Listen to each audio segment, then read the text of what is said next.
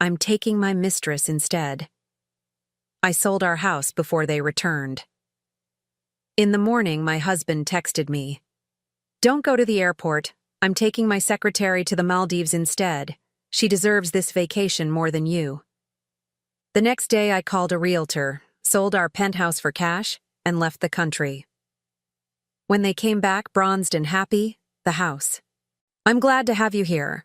Follow my story until the end and comment the city you're watching from, so I can see how far my story has reached." I was folding Richard's shirts when my phone buzzed on the mahogany dresser.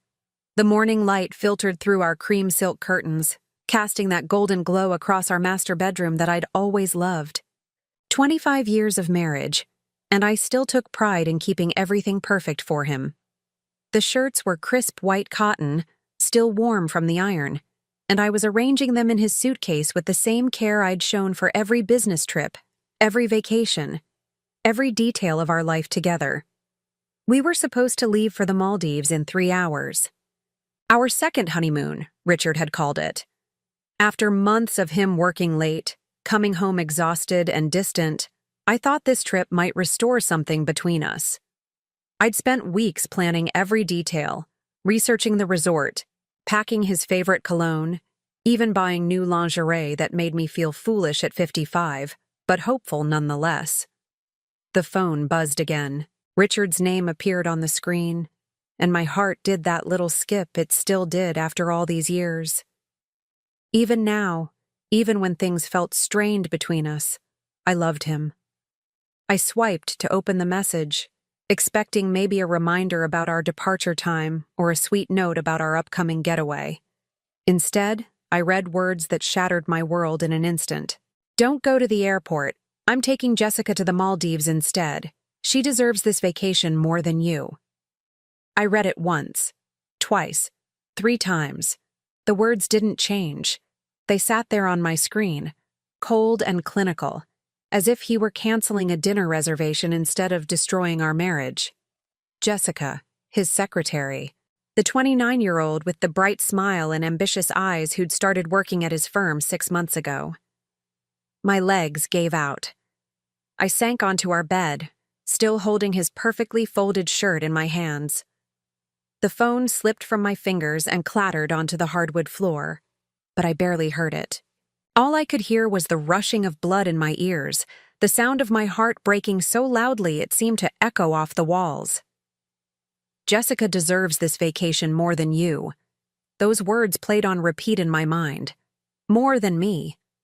The woman who'd supported his career for 25 years, who'd given up my own dreams of architecture to become the perfect corporate wife. The woman who'd organized countless dinner parties for his colleagues, who'd smiled and nodded through years of his subtle criticisms, who'd made his life so smooth and effortless that he'd forgotten I was even there. I looked around our bedroom, really looked at it for the first time in years.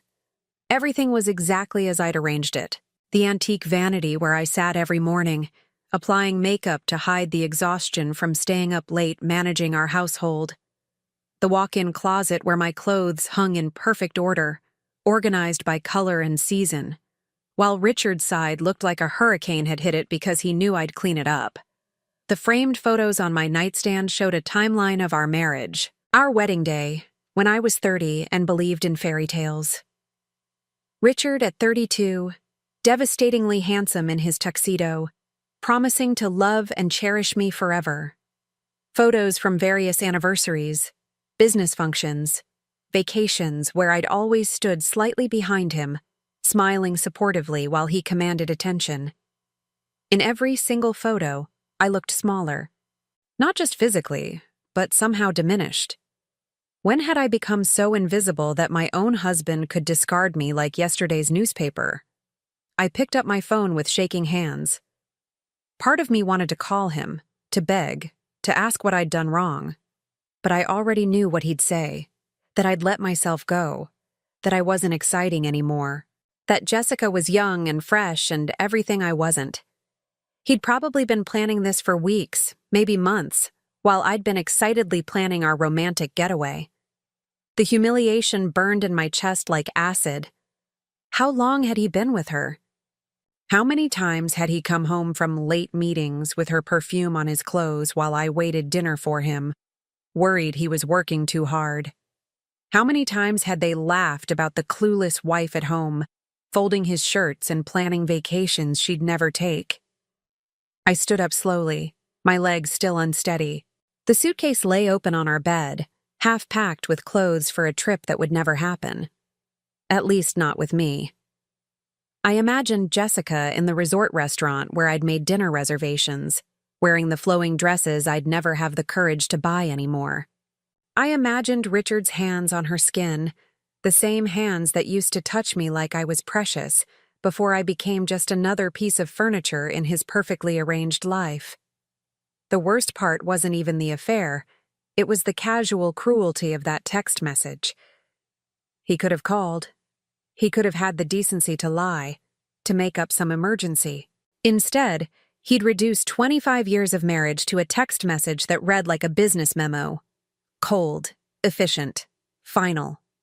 I walked to my vanity and stared at my reflection. 55 years old, well-maintained but not young. Elegant but not exciting. I'd spent so many years trying to be the woman Richard wanted me to be that I'd forgotten who I actually was underneath all the careful grooming and people-pleasing. My phone buzzed again. Another message from Richard. Tell the housekeeper not to come this week. We'll be gone until Sunday. Like he and Jessica were already a we in his mind. I wasn't even worth a proper explanation or apology.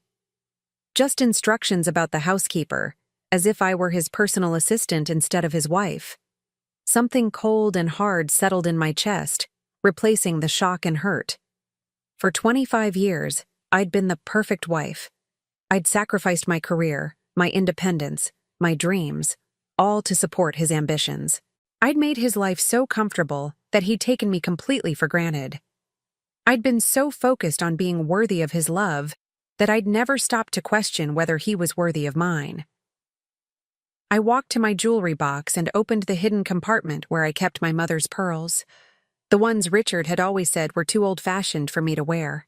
Hidden beneath them was something else Richard knew nothing about. A bank statement showing an account in my name only, with a balance that would have shocked him.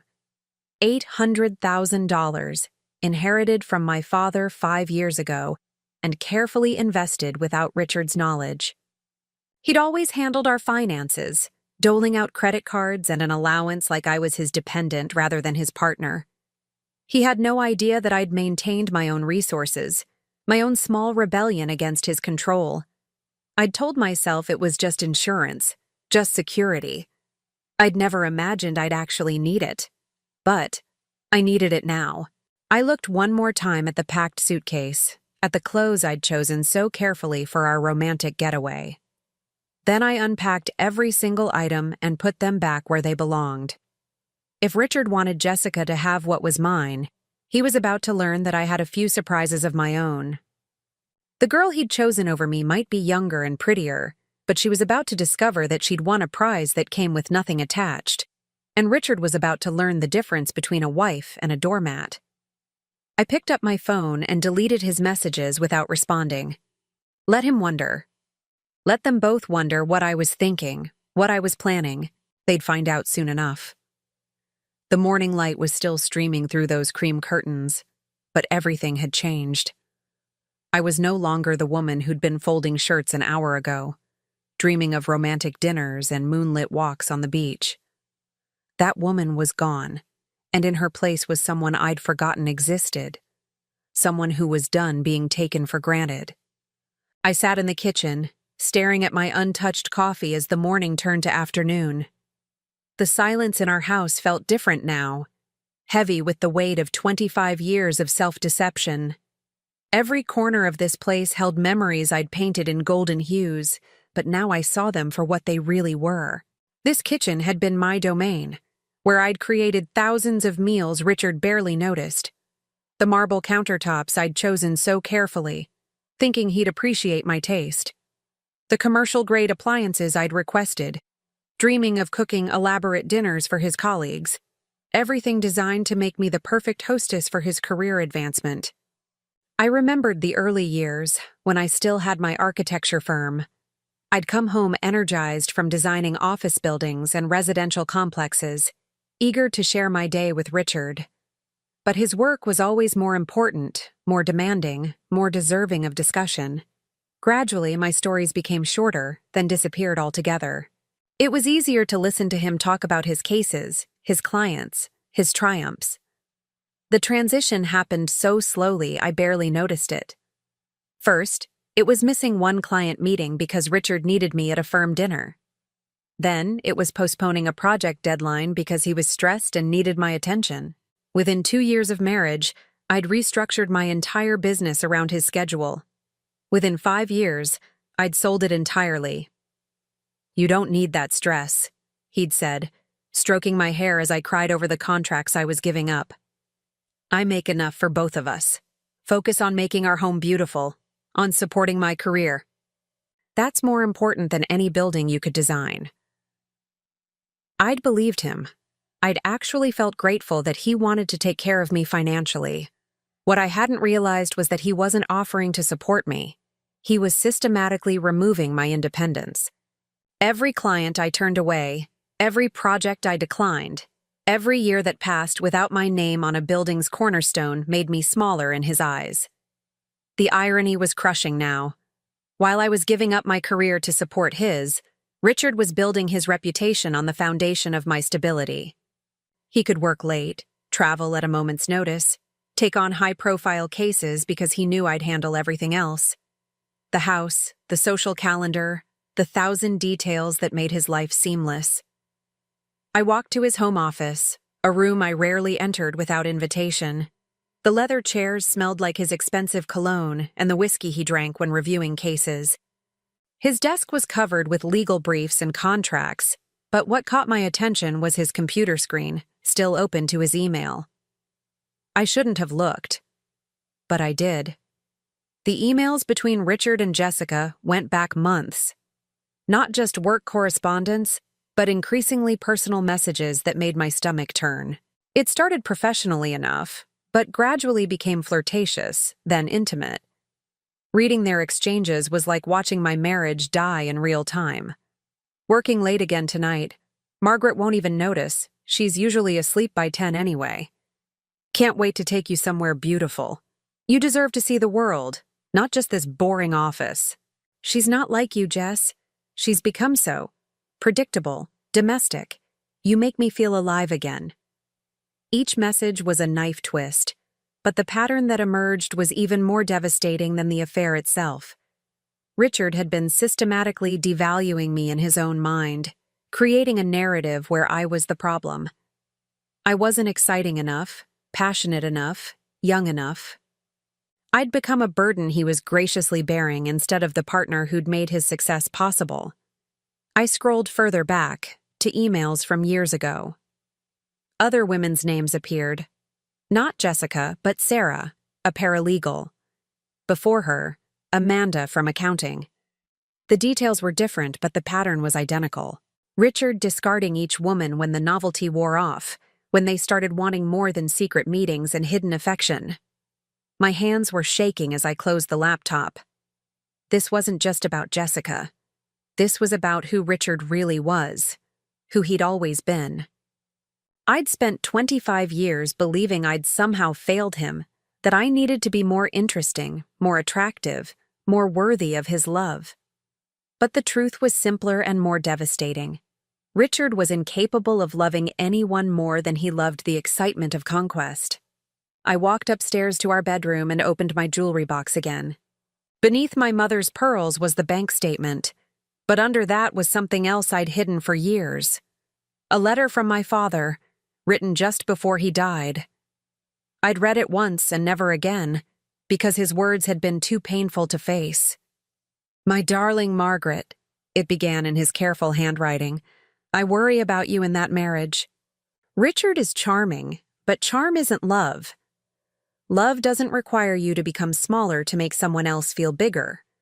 Your mother and I raised you to build things, to create, to take up space in the world. Don't let anyone convince you that you're meant to be invisible." He'd seen what I'd refused to acknowledge. My father, who'd built his construction business from nothing, who'd recognized ambition and drive, had spotted Richard's fundamental selfishness immediately.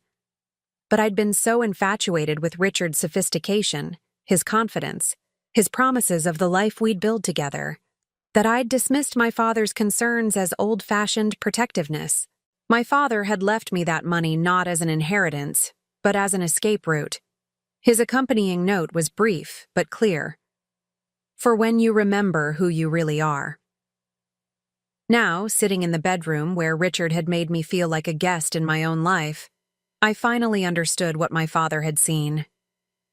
Richard hadn't married me because he loved me. He'd married me because I was useful.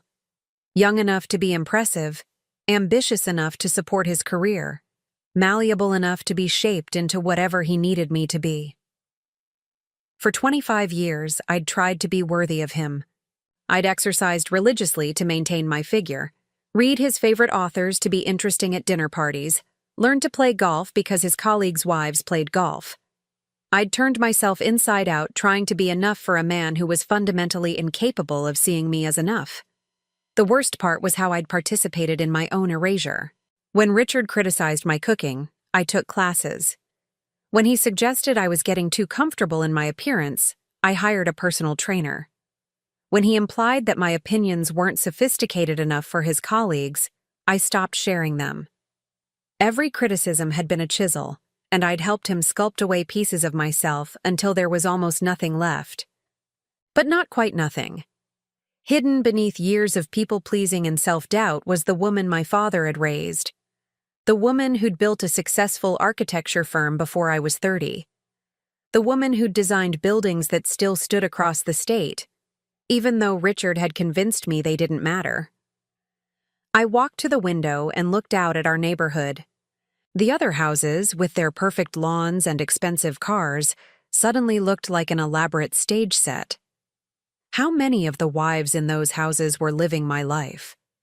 How many had given up their dreams to support men who saw them as accessories rather than partners? Richard's message echoed in my mind again. She deserves this vacation more than you. The assumption that Jessica's desires mattered more than my feelings.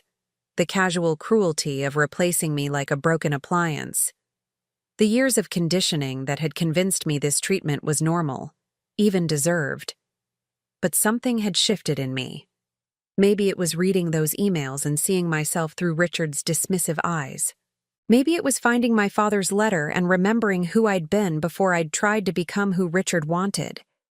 Maybe it was simply reaching the end of my capacity to accept unacceptable treatment.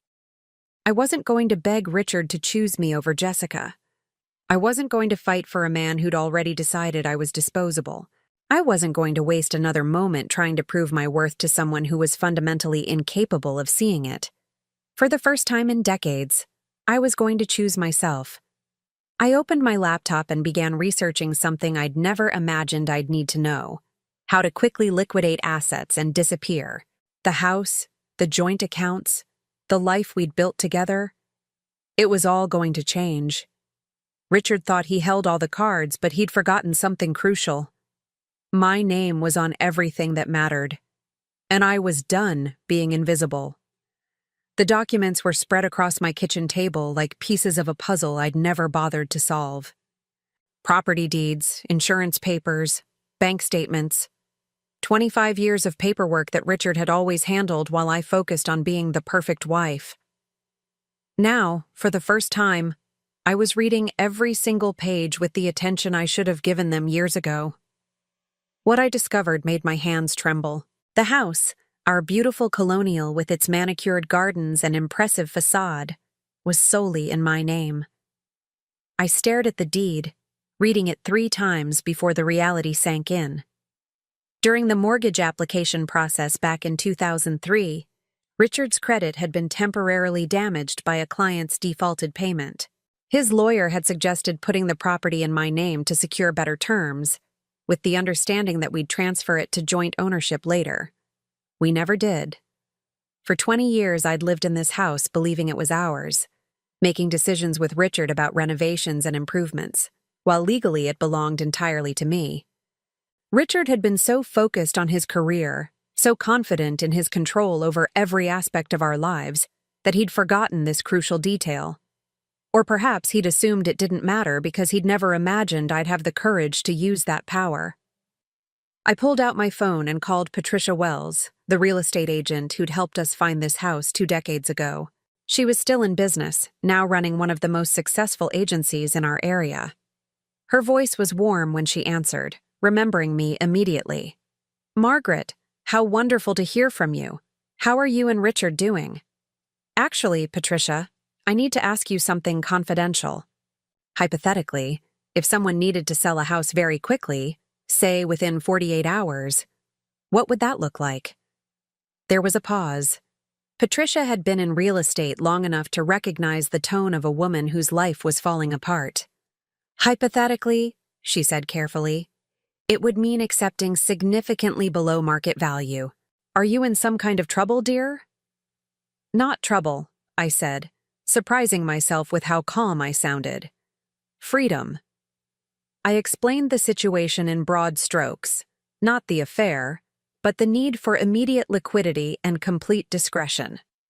Patricia listened without judgment, her professional instincts kicking in.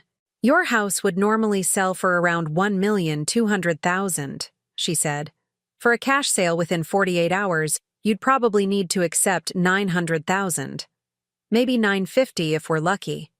It's a significant loss, but if you need out quickly." $900,000. It seemed like an enormous sum and a devastating loss at the same time. But what was the alternative? Stay married to a man who'd discarded me via text message? Fight for half of assets that I'd helped build while he rewrote history to make me the villain? "Patricia," I said, "I want to list it. Today. Cash offers only." Another pause. "Margaret, are you absolutely certain? Once this process starts, there's no going back. And Richard, does he know?" "The house is in my name only," I said. "I checked the deed twice. Richard's signature isn't required." I could almost hear Patricia's sharp intake of breath. She'd been in real estate long enough to see messy divorces, but this was different. This was a woman taking nuclear action before the war had even been declared. "I'll be there in an hour," she said. "And Margaret? Whatever Richard did, he's an idiot." While I waited for Patricia, I opened my laptop and logged into our joint checking account. Richard had always handled the finances, giving me a credit card and an allowance like I was his teenager daughter rather than his wife. But I'd paid attention over the years, and I knew exactly how much we had and where it was. The checking account held $35,000. Our savings account had another $60,000. There was also a money market account with $40,000 that Richard thought I didn't know about. All of it was in both our names, which meant I had every legal right to access it. I transferred every penny to my private account. It felt like the first truly rebellious thing I'd done in my entire marriage. For 25 years, I'd asked permission for every purchase, justified every expense, lived within the boundaries Richard had set for me. Now I was taking back resources I'd helped earn through my unpaid labor as his personal assistant, housekeeper, social coordinator, and emotional support system. My phone buzzed. Another message from Richard. "Hope you're not sulking. This is good for both of us. You can finally stop pretending you enjoy travel." The casual cruelty of it took my breath away. Not only had he replaced me, but he was rewriting our history to justify it.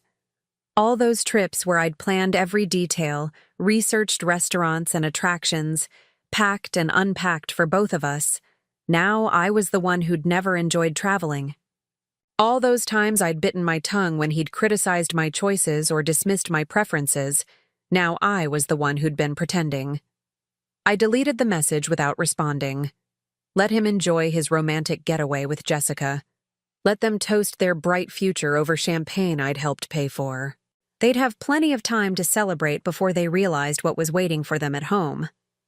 Patricia arrived exactly 1 hour later, a whirlwind of efficiency and empathy. She was in her 60s now, her hair silver instead of the blonde I remembered, but her eyes were as sharp as ever. She took one look at me and pulled me into a hug. "Whatever's happening, "You're doing the right thing," she said firmly. "I can see it in your face. You look terrified and determined, which is exactly how a woman should look when she's saving herself." We walked through the house together, Patricia taking photos and making notes while I pointed out the improvements Richard and I had made over the years. The kitchen renovation that had cost $40,000, the master bathroom with its marble shower and soaking tub, the finished basement that Richard used as his man cave, complete with a bar and home theater system. "This is a beautiful home," Patricia said as we finished the tour. "Any couple would be lucky to live here. It's going to break my heart to see it sell for less than it's worth." "It's just a house," I said, and meant it. "I'd rather be free than rich." She squeezed my hand. "I know several investors who buy properties like this for renovation and resale. They pay cash and move fast. Let me make some calls." Within 3 hours, Patricia had 2 serious offers. The first was for $875,000, available for closing within 5 days. The second was for $900,000, with closing scheduled for the next afternoon. I chose the second option without hesitation. "Are you sure you don't want to wait and see if we can get a better offer?" Patricia asked. "I know this feels urgent, but even another day might—" "No," I interrupted. "Tomorrow afternoon. I want this done before they come back from their trip." That evening, I began the process of erasing myself from the life I'd built with Richard.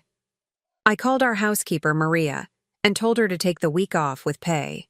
I couldn't bear the thought of her arriving to find the house empty and wondering what had happened to the family she'd served for 8 years.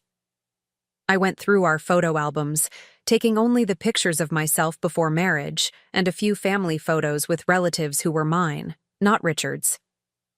Everything else, our wedding pictures, vacation photos, images of dinner parties and corporate events, I left exactly where they were. Those weren't memories of my life. They were documentation of my performance as Richard's wife. In our walk-in closet, I packed only the clothes that felt like me. Not the conservative suits Richard preferred for corporate events, or the cocktail dresses he'd chosen for firm parties, but the casual clothes I wore when he wasn't around. Jeans and sweaters, comfortable shoes, the flowing skirts and colorful blouses I'd gravitated toward before I'd learned to dress like an extension of his professional image. I found myself standing in front of my vanity, looking at the jewelry Richard had given me over the years. The tennis bracelet for our 10th anniversary, the diamond earrings for my 40th birthday, the necklace he'd surprised me with after his biggest case win. Beautiful pieces, all of them, but they felt like shackles now, symbols of a transaction rather than gifts of love. I left them all in their velvet boxes. The only jewelry I took was my mother's pearl necklace and the simple gold locket my grandmother had given me when I graduated college. Pieces that belonged to my history, not my performance. The hardest part was writing the note. I must have started it 20 times, trying to find words that would explain 2.5 decades of growing disappointment, the slow erosion of my sense of self, the moment when his casual cruelty had finally shattered my willingness to accept the unacceptable. In the end, I kept it simple. "Richard, I hope you and Jessica enjoy the Maldives. You're right. She probably does deserve that vacation more than I do. By the time you read this, I'll be starting my new life. Don't look for me. There's nothing left to discuss. The house has been sold. All joint accounts have been closed. I've taken only what belongs to me. I hope you find what you're looking for. I finally have. Margaret." I left the note on his pillow, right where he'd left his phone countless nights when he'd come home late from work meetings that I now knew were dates with other women. The closing was scheduled for 2 o'clock the next afternoon. By 3 o'clock tomorrow, I would no longer be Mrs. Richard Henley, suburban wife and professional hostess. I would just be Margaret again, for the first time in 25 years. The woman who was about to emerge from the ashes of this marriage wasn't the broken, submissive creature Richard thought he was abandoning. She was the architect who'd once designed buildings that changed skylines. The woman my father had raised to take up space in the world. And she was done being invisible. The closing took place in a sterile conference room that smelled like coffee and legal documents. I sat at one end of a polished table, facing Mr. and Mrs. Chen, the investors who were buying my house. They were a quiet couple in their 50s, clearly experienced in these types of transactions. They asked no personal questions, offered no sympathy, and treated the purchase like the business transaction it was. Patricia sat beside me, occasionally squeezing my hand when the reality of what I was doing threatened to overwhelm me. Across from us, the buyer's attorney shuffled through paperwork while their accountant verified wire transfer details. Everything was moving with the efficient precision I'd requested, but sitting there felt surreal. 20 years of memories reduced to signatures on legal documents. 20 years of mortgage payments, property taxes, and careful maintenance ending with the scratch of a pen across dotted lines. But with each signature, I felt lighter. Each page that transferred ownership away from me was another chain broken, another piece of Richard's control over my life dissolved. The wire transfer has been confirmed, the buyer's attorney announced at 2:45. $900,000 has been deposited into the account ending in 7439. $900,000. Combined with my inheritance account and the joint funds I'd transferred, I now had access to over $1,700,000. More money than I'd ever imagined having control over, and certainly more than Richard knew I possessed. "Congratulations," Mrs. Chen said as we stood to leave. "I hope your fresh start brings you everything you're looking for." Fresh start. The words felt like a benediction. Patricia drove me back to what had been my house one last time. The new owners wouldn't take possession until Monday, giving me the weekend to finish my preparations. But standing on the front porch, looking at the home where I'd spent my entire adult life, I felt no nostalgia, only relief. "Where will you go?" Patricia asked as we stood in the foyer. The house already felt different, emptied of its power over me. "Tuscany," I said, surprising myself by speaking the dream aloud. "I've always wanted to see the hill towns, maybe rent a villa for a few months while I figure out what comes next." Patricia smiled. "That sounds perfect. And Margaret? When Richard comes home and realizes what you've done, he's going to try everything to track you down. Are you prepared for that?" I was. That morning, I'd met with Thomas Chen, my private banker, to set up offshore accounts and international wire capabilities. I'd applied for expedited passport renewal. I'd researched extended stay visas for Italy. Every detail had been planned with the same meticulous care I'd once devoted to Richard's dinner parties. "He can try," I said. "But I'm not the same woman who was folding his shirts 3 days ago." That evening, I made one final tour of the house, saying goodbye to the life I was leaving behind. In the kitchen, where I'd prepared thousands of meals, I left a bottle of Richard's favorite wine with a note attached. "For your celebration." In his office, I placed the financial documents showing the closed accounts where he'd be sure to find them. I wanted him to understand exactly what had happened, and exactly who had done it, but the real message was in my absence itself. Richard had spent 25 years teaching me that I was replaceable, forgettable, unworthy of basic respect. Now he would learn what life looked like when I actually disappeared. I slept that night in a hotel near the airport, my suitcases packed with only the essentials for starting over. The bed felt unfamiliar, but not uncomfortable. For the first time in decades, I wasn't lying awake wondering if Richard was really working late, or if I'd failed him somehow. I wasn't planning his schedule or worrying about his needs or trying to anticipate his moods. I was thinking about myself, about the woman I'd been before marriage, and the woman I might become now that I was free to discover her again. My phone had been buzzing intermittently with calls from numbers I didn't recognize. Richard must have realized something was wrong when I didn't answer his messages from the Maldives. But I'd already changed my number and forwarded my mail to a service that would hold everything until I decided what I wanted to keep from my old life. The next morning, I boarded a flight to Florence with nothing but carry-on luggage and a heart that felt lighter with every mile between me and the life I was leaving behind. As the plane lifted off, I looked down at the Connecticut landscape where I'd spent half my life trying to be someone else's idea of perfect. I'd spent the flight researching properties in Tuscany, virtual touring villas, and apartments online. By the time we landed in Italy, I'd found what I was looking for: a restored farmhouse outside Montalcino, available for a 6-month rental.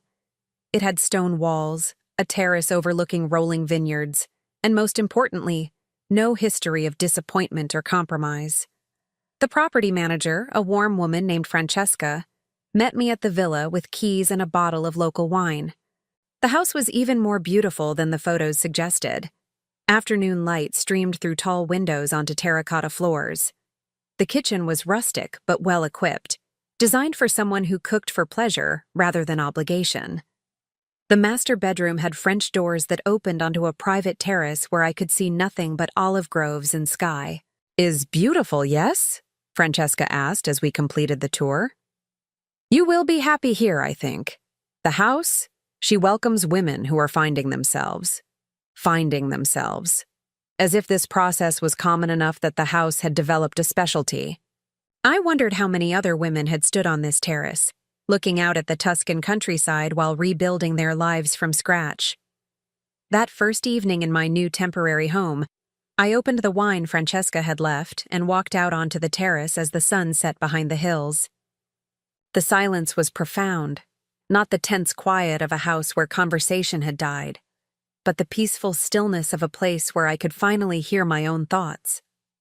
My phone showed several missed calls from Connecticut numbers, probably lawyers or friends who'd heard about the house sale. But I wasn't ready to explain or justify my choices to anyone yet.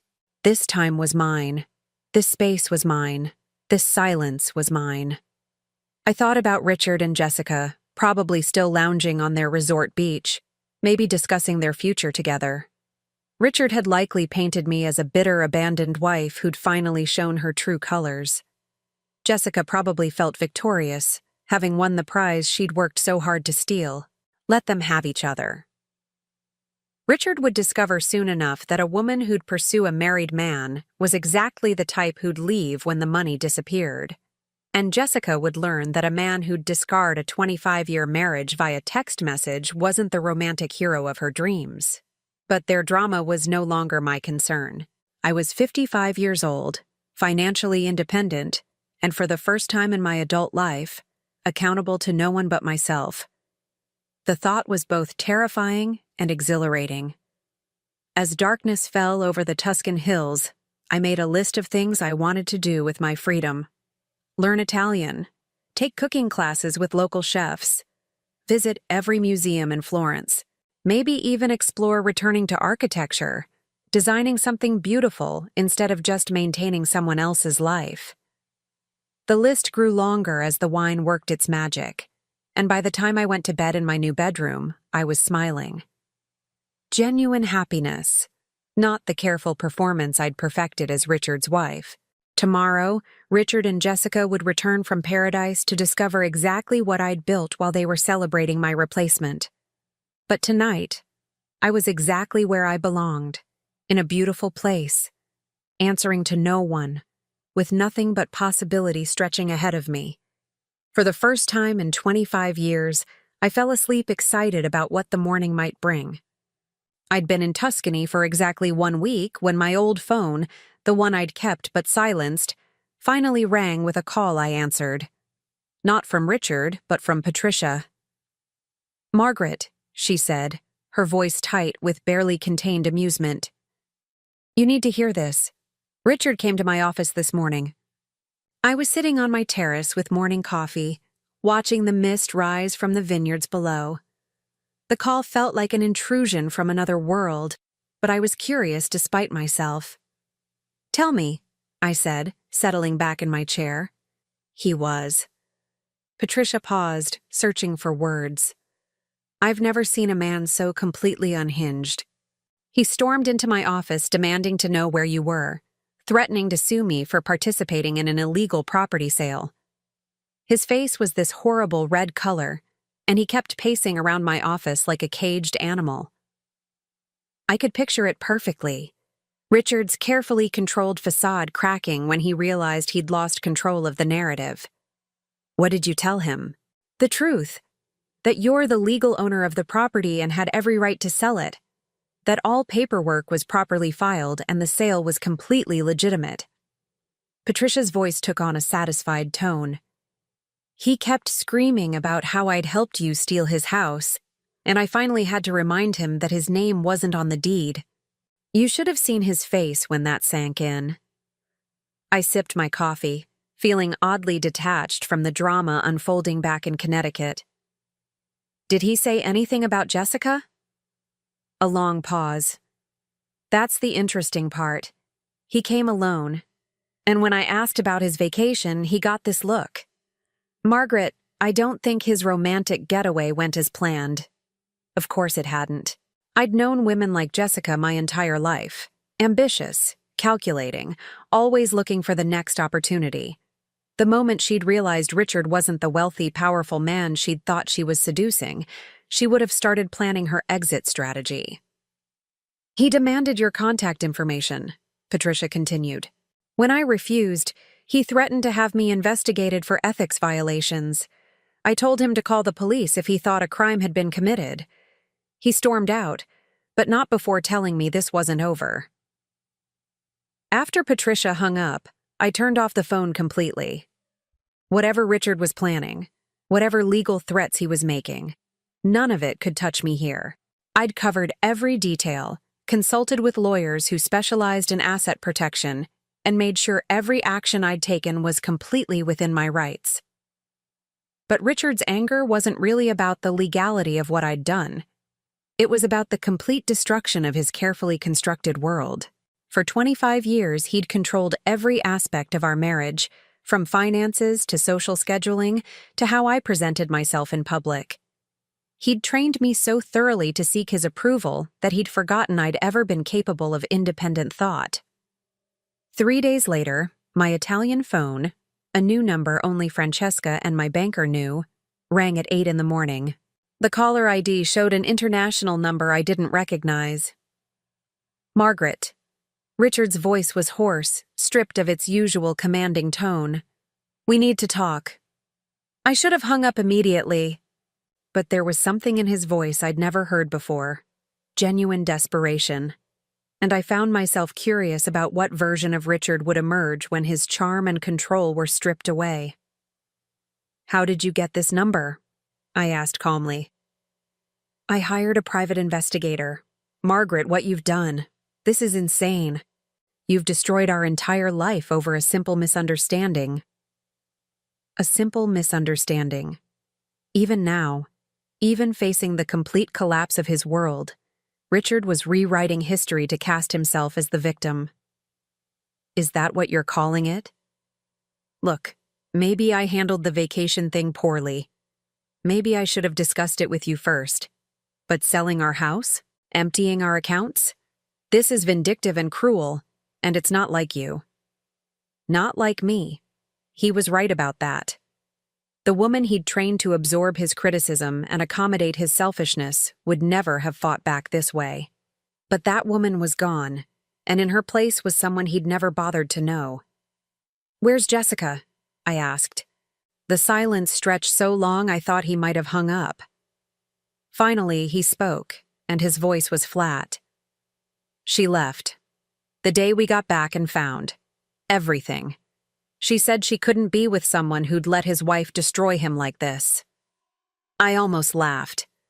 Jessica had revealed her true nature exactly as I'd predicted. The moment Richard stopped being a powerful, wealthy man with something to offer, she'd disappeared. All his romance with her had been based on a version of himself that no longer existed. Richard, I said gently, you need to understand something. This isn't about Jessica. This isn't about the vacation or any single thing you did. This is about 25 years of being treated like an employee in my own marriage. That's not, he started, but I cut him off. You replaced me with a text message, like I was a restaurant reservation you needed to cancel. Do you have any idea what that felt like?" Another long silence. When he spoke again, his voice was smaller, almost childlike. "I know I hurt you. But Margaret, you have to come back. I can't. I don't know how to fix this without you."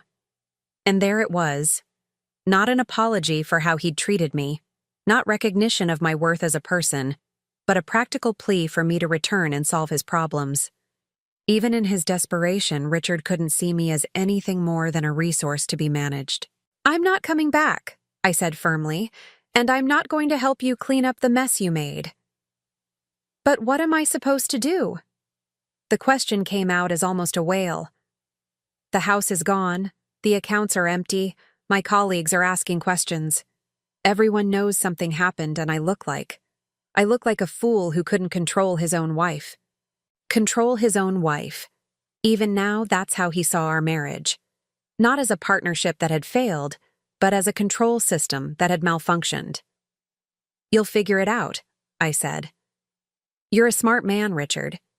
You managed to convince me for 25 years that I was lucky to have you. I'm sure you can convince someone else. Margaret, please. I know I made mistakes, but—" "Goodbye, Richard." I hung up and immediately blocked the number. Then I turned off the phone and walked out onto my terrace, where the morning sun was burning off the last of the mist. I felt no satisfaction in Richard's obvious misery, no triumph in his desperate pleading. What I felt was something more profound: complete indifference to his problems. For the first time in my adult life, Richard's emotional state was not my responsibility to manage. That afternoon, I walked into the village of Montalcino and enrolled in an Italian language class. The instructor, a patient woman named Elena, smiled when I explained I was planning an extended stay. "Tuscany is good for healing," she said in careful English. "Many people come here to find themselves again." Over the following days, I established a routine that belonged entirely to me. Morning coffee on the terrace while reading Italian newspapers with a dictionary beside me. Language lessons 3 afternoons a week.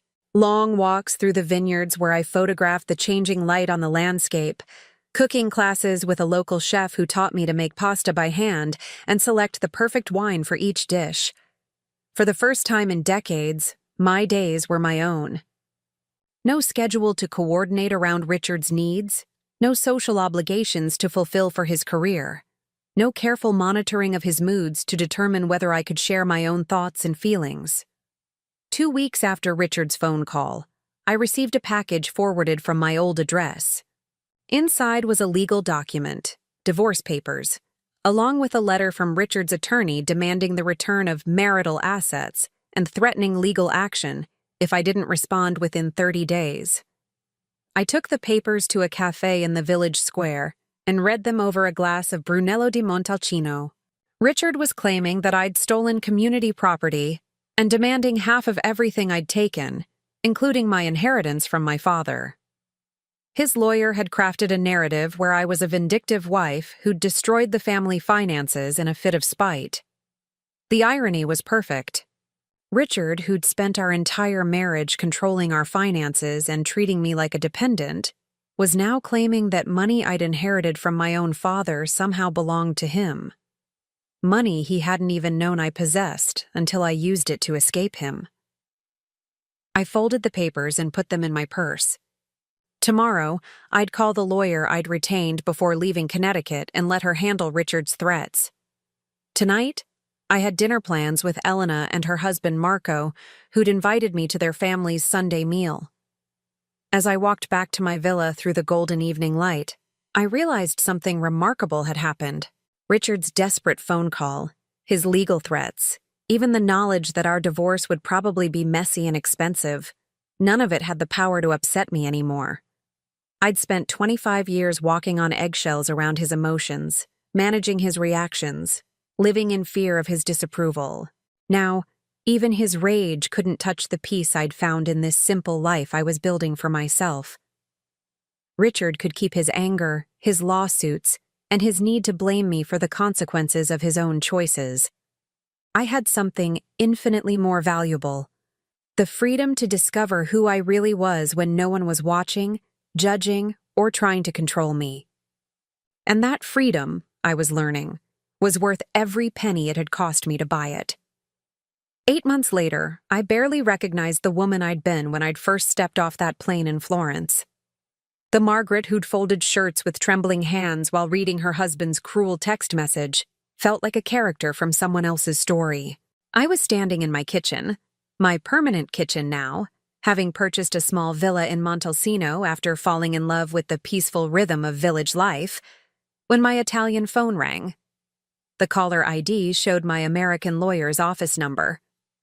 "Margaret," Sarah's voice was crisp and satisfied. "I have news about the divorce settlement. Are you sitting down?" I leaned against the stone counter I'd chosen myself, in the home I'd bought with my own money, surrounded by pottery I'd learned to make in the local artisan workshops. "I'm ready." Richard's attorney called this morning. They're withdrawing all financial claims and accepting the terms we proposed. No alimony, no asset division, clean break. He'll pay his own legal fees. I smiled, remembering the elaborate financial demands Richard had made initially.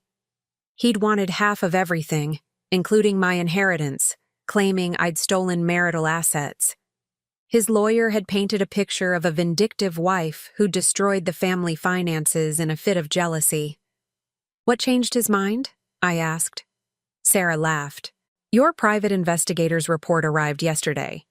Apparently, Richard's been quite busy since you left.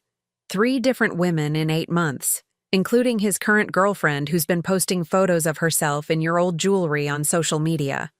His law firm is also investigating some irregularities in his client trust account that date back several years."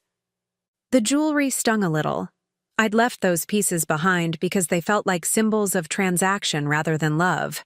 But seeing them on another woman would still hurt. But the trust account issues didn't surprise me at all. Richard had always been careless about boundaries when they inconvenient him. "The best part," Sarah continued, "is that Jessica, remember the secretary? She's threatening to sue him for sexual harassment. Claims he promised to leave his wife for her and that she only went to the Maldives because she felt pressured to maintain the relationship or lose her job." I set down my coffee cup, genuinely shocked. "Is she serious?" "Dead serious.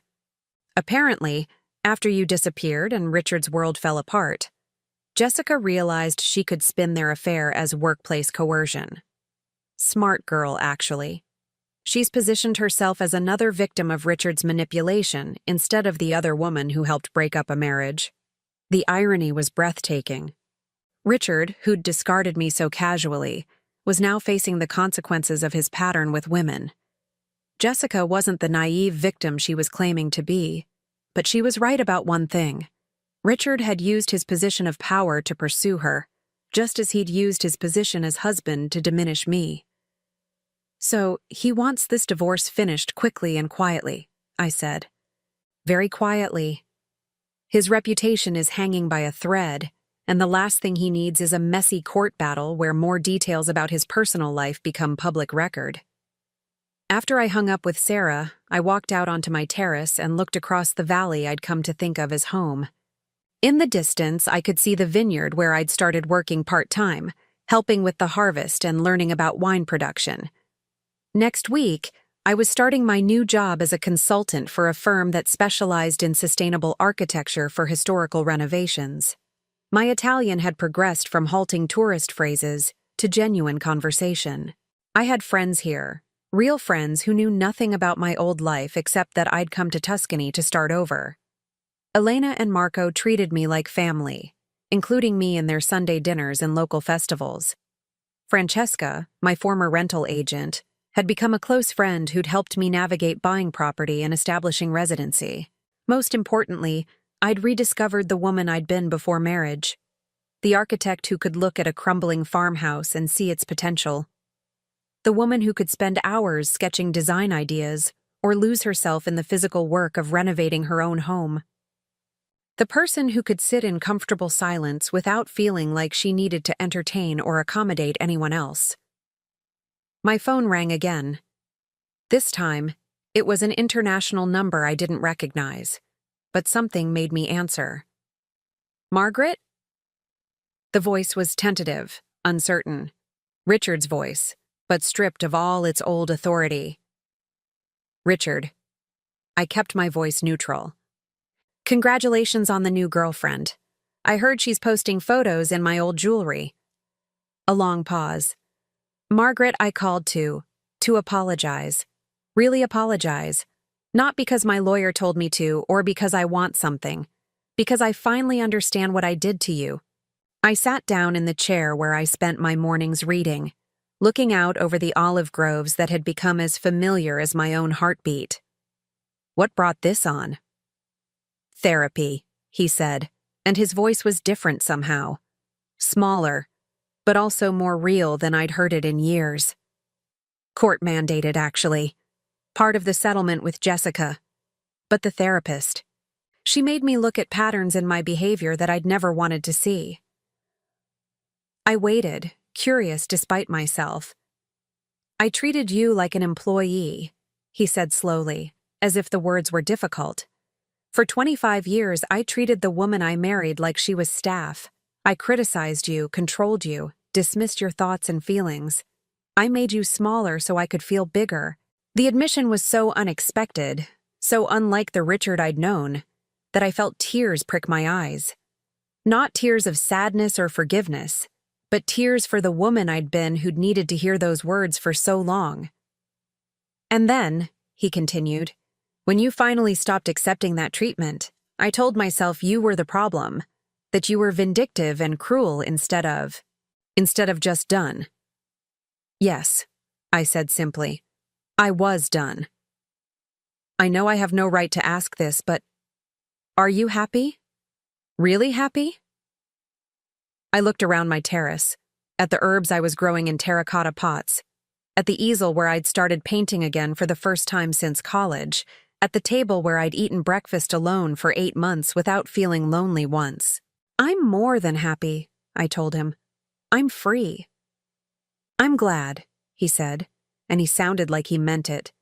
I destroyed the best thing in my life because I was too stupid and selfish to recognize what I had. You weren't stupid, Richard. You were exactly who you chose to be. Another long silence. Finally, he said, Will you ever forgive me?